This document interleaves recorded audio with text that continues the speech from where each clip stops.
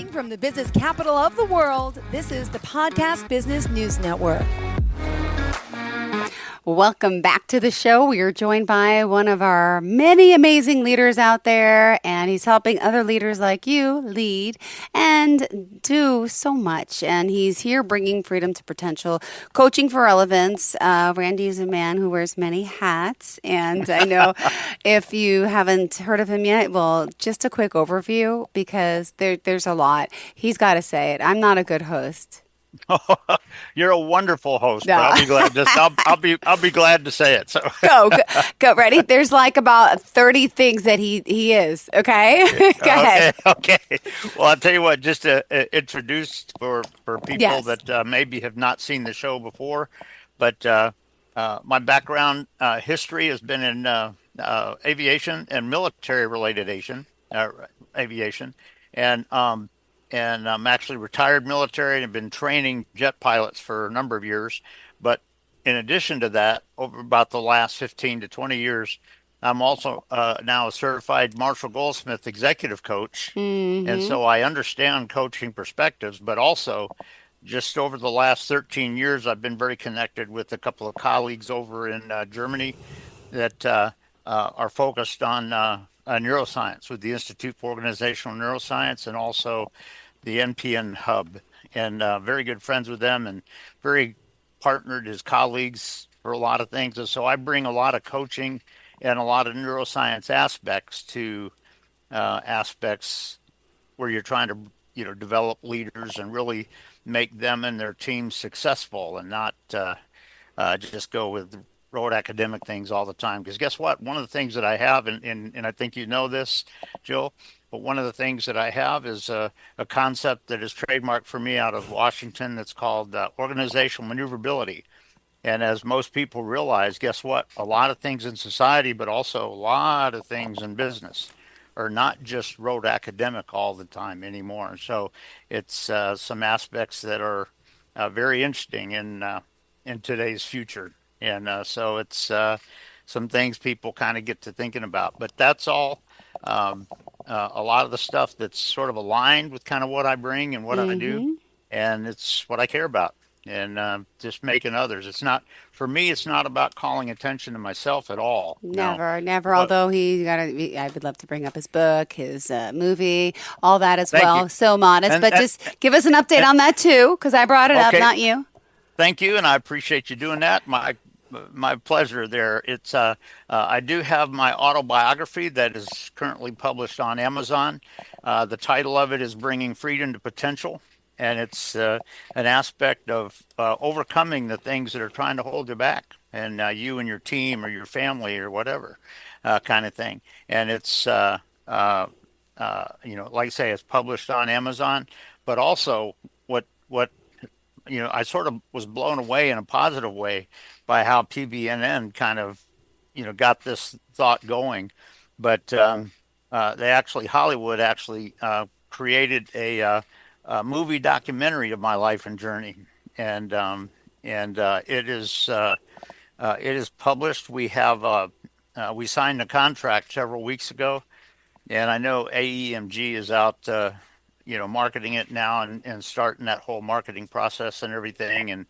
And so it's just, and for me, the whole story of that is not calling attention to myself. And you've heard me say this before, Jill, but I don't, after I take my last breath, I don't mind if 20 years after that, somebody doesn't remember my name.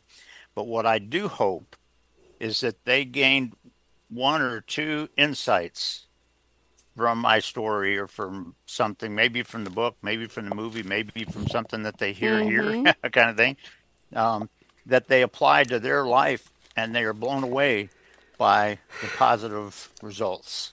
And so that's, my whole thing is not about myself. It's about, making a difference in other people and helping them really get some of those insights that can make them go to radical results that just blow them and their family away. And leading leaders is what you do best. Yep. And because guess what?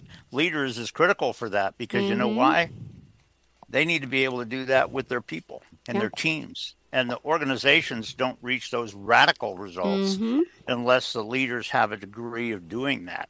And and it's sort of interesting because the I was working for a defense a department contractor flying Learjets, acting as the enemy and the bad guys for a lot of our air defense forces. This is 35 years ago or so, but there was apparently the manager of it was getting into some issues apparently with the people, and the head of the whole operational organization called me and had a conversation with me at home. And when he heard about my thoughts on it, he said, "So Randy, you want to replace him?" I went, "What?" Mm-hmm.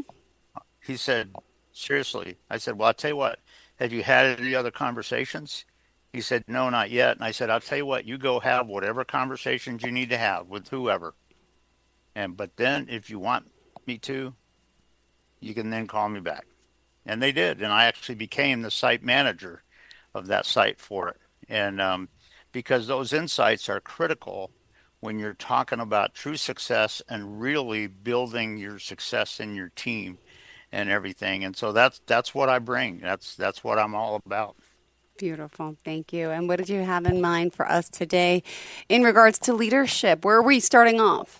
Well, I'll tell you what. I'll share with you very quickly that remember last week, and for those that perhaps listened last week, you remember that I was talking about neuroscience, an aspect of it, and talking about the chemicals that your brain releases. And you remember some of those were Mm-hmm. norepinephrine, which is a chemical that makes you want to fire up and fight something.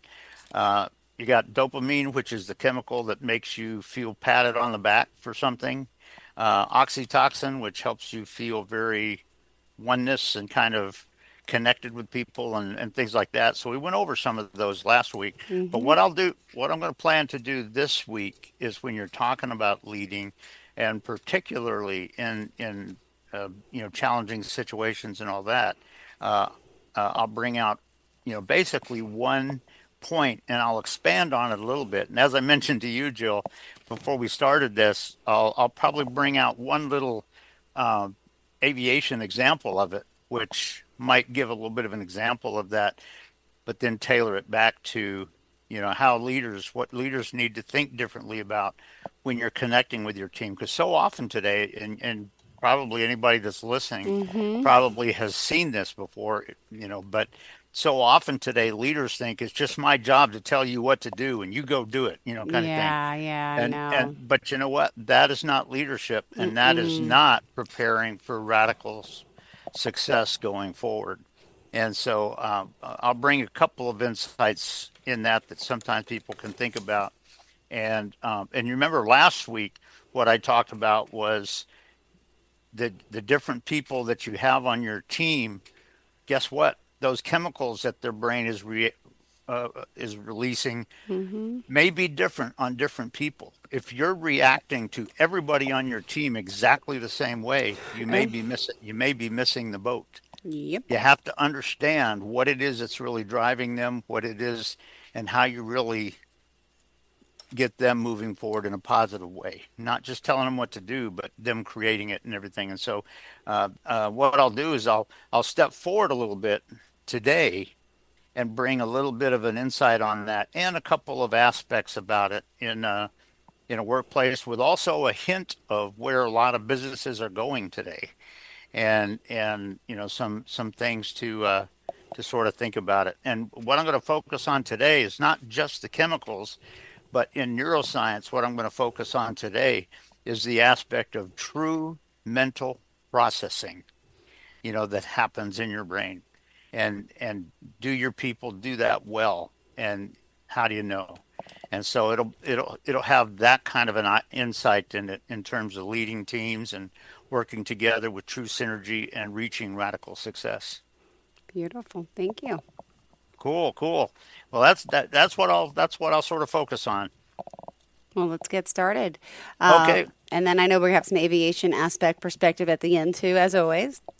Okay, sounds good. Well, I'll tell you what, we'll leave just a few minutes at the end to do that. So, but I will say this just very quickly, that when you're talking about this aspect of processing, your brain has to process factors a lot of times that are rising in a given situation. And Okay. one of the things that happens so often in today's world, and what you probably heard me say this before, but in the chemicals that the brain releases, what I refer to is this as a dopamine fix. In other words, is something that we were fixed on because we just want to call attention to ourselves. Well, guess what? When factors are coming on scene, Yeah. guess what? You have to be aware and aware of processing it well. When guess what? The solution to get to the radical result may not be exactly just that. And do you have some clarity on it? Are you building your team where they have some clarity on it? And one of the things that I'll just give an aviation kind of picture here that's kind of an analogy of it. But one of the things when you're talking about flight crews today and everything. Guess what? You have a lot of automation in the airplanes for the most part.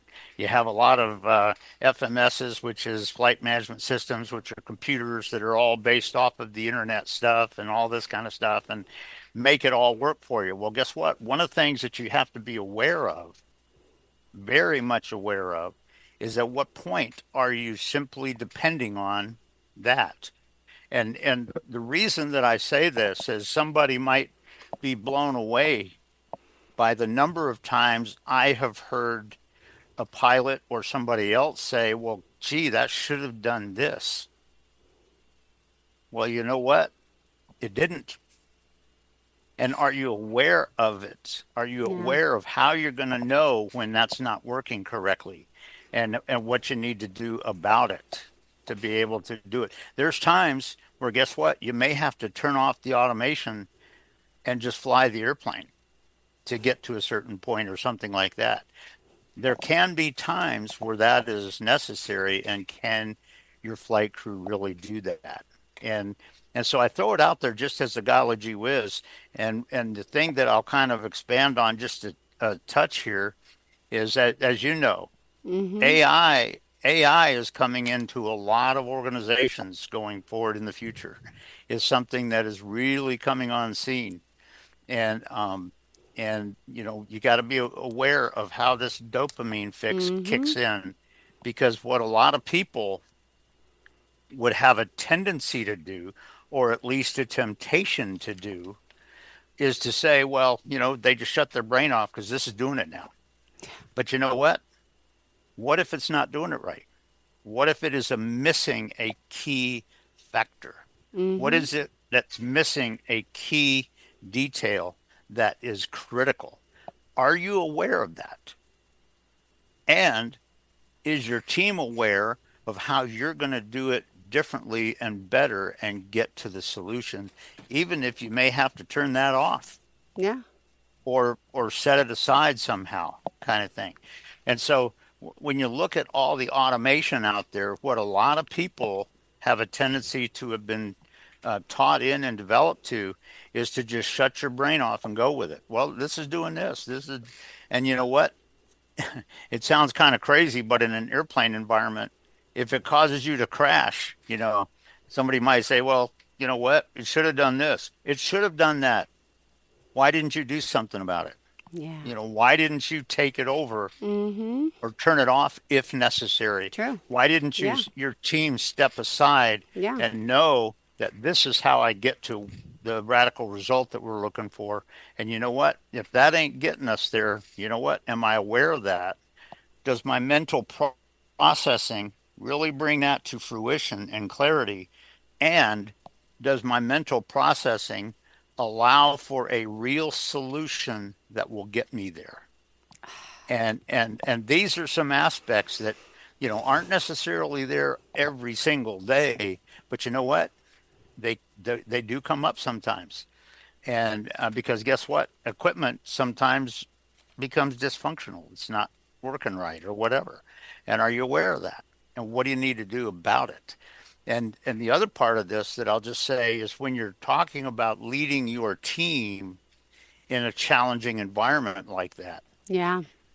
one of the things that you have to be able to do is ask the right questions so that you and your team become very clear and aware of what kind of factors and things would make me aware that Yeah. that's starting to happen. And if that's the case, what am I truly going to do about it? And there's just a lot of aspects like that when you're talking about a challenging situation with a lot of things that are kind of coming on scene today that a lot of people don't realize. It's not just about going with rote academic things that, okay, we put this computer in here, so you know what, it just does that. We'll just go get coffee or something like that. You know what? That may be true, but guess what? On the next one, it may not be. Yeah. True, Are you right? aware of it? And how are you really going to be aware of that in your mental processing? Mm-hmm. And if all you're doing is thinking in terms of, well, it should have been done like this, that screwed it up. That's not good enough. Because the thing is, that's screwed it up, but you didn't do anything. Mm-hmm. You didn't take you there because the automation is not the leader. You are.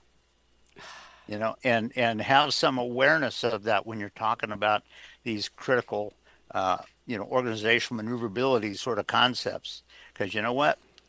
Automation is not always perfect. There are times when it's kind of cool, but you know what? There's also some times where it can fall apart for Yeah. whatever reason.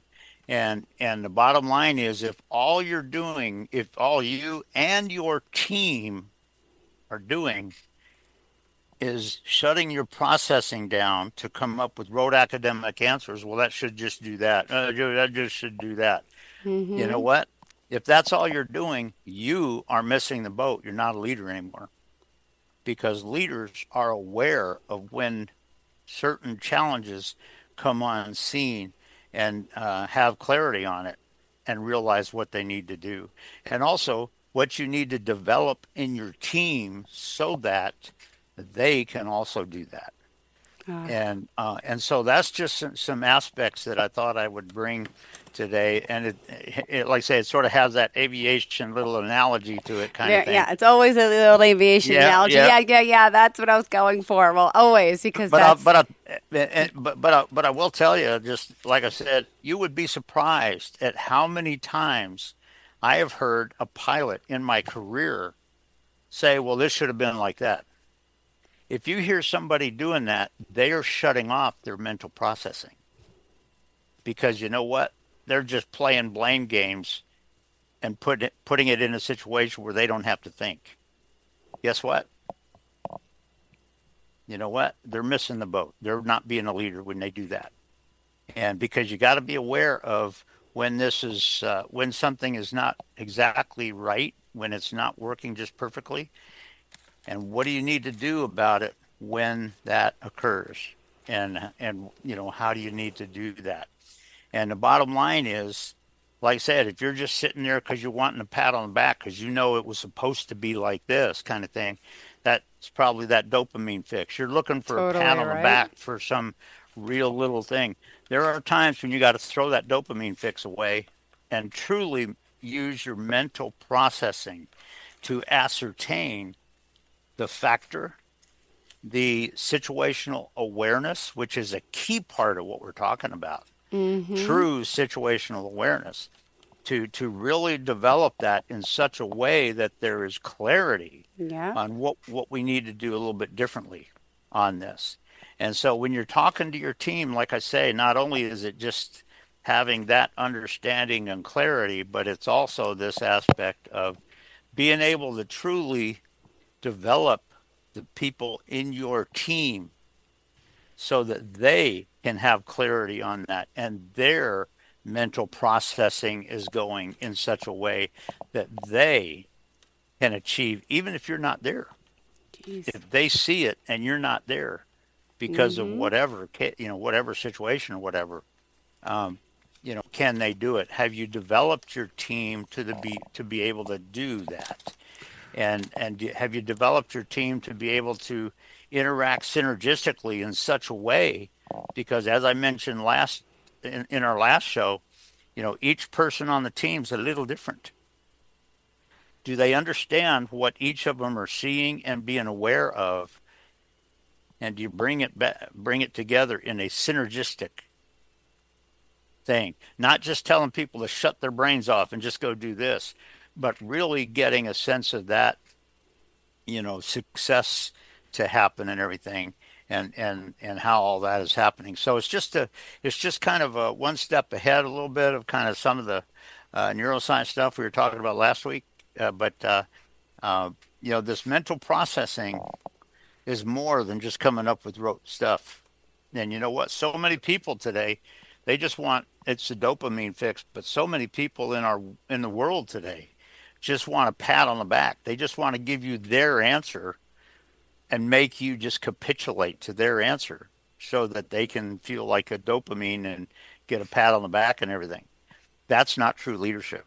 True leadership is where you're really getting the processing going in your people, and they are not only seeing that this is possibly one aspect of how we get there, but you know what? Here are some of the factors that might come on scene with that, and what are we going to do about it? How are we going to adapt, tweak as we need to, and everything.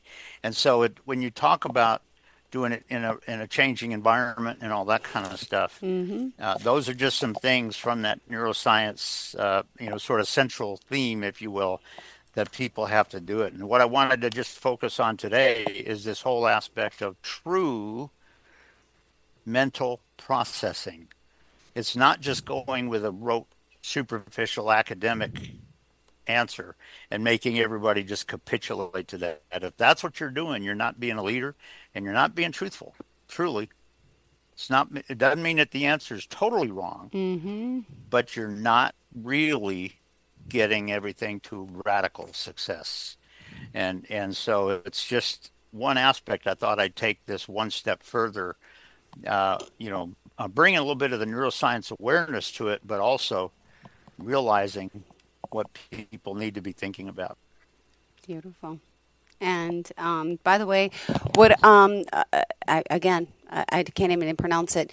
You are also being trained you have your degree, neurolinguistics. What is it?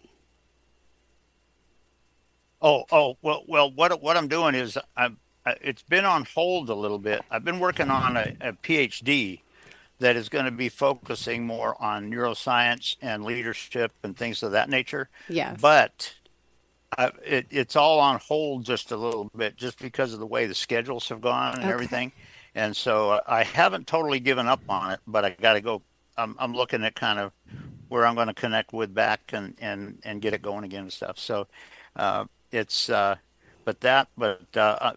am very, very aligned with the Institute for Organizational Neuroscience and the NPN Hub over in Germany, and very good colleagues with Dr. Kennedy over there and his wife, Jordana Kennedy, who's kind of the lady that does a lot of my website stuff, and she does some of the marketing stuff and all that kind of stuff. So it's but yeah, I'm working on that. It's kind of on hold right now just because of the way some schedules went with the movie coming out and all of that sort of stuff and everything. I just didn't have time to keep going on it, but looking at probably bringing it back to complete it.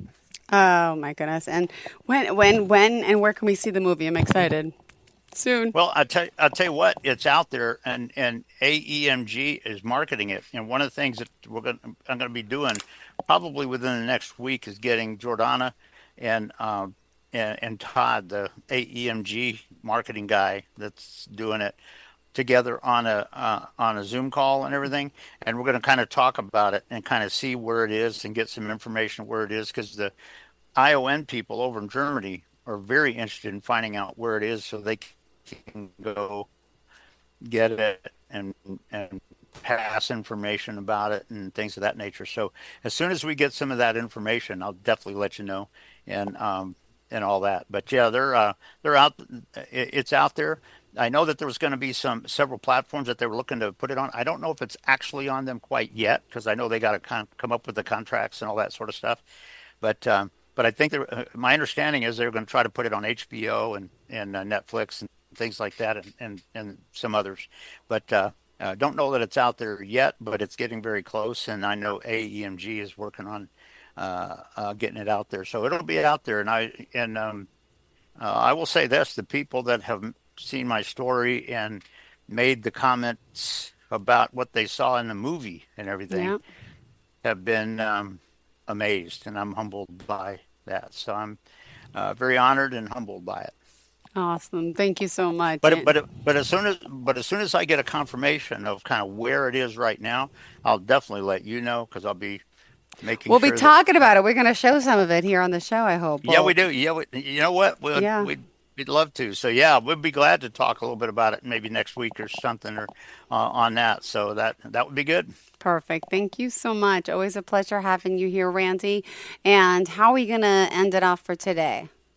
Well, I know you like to end it out with just the contact information. What I tell people is, and by the way, I'll just let you know, it's always a pleasure being on with you too. I totally respect you and appreciate who you are and all that and everything. But if you go to my website of Coaching for Relevance, at the very bottom of the homepage, you'll see my cell phone and my email. And if somebody wants to reach out and contact me, I don't do sales calls. If somebody calls me and they have a real need of something, we'll come up with something. But if they just want to have a conversation, we can do that. That's it. Thank you so much. I'll tell you what, Jill, Randy. it's always a pleasure. I'm always honored just being on here with you, and I hope you have a pleasure's all mine. I can't wait to meet you one of these days. It's going to be so awesome. We're both going to be like, what? Like, because we know each other so well, but then when you meet someone in person, it's like a little different, but not, but like it is. So it'll happen one day. That's on my bucket list. And you know what? Both of us will sit there and go, well, I don't want to leave too quick. So exactly. Thank you, Randy. Enjoy the rest of your day, sweetheart. Stay good. Bye. Okay. You have a good one. Bye-bye. Broadcasting from the business capital of the world, this is the Podcast Business News Network.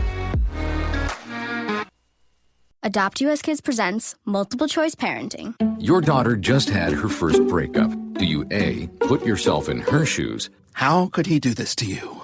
And for Sheila, she has split ends.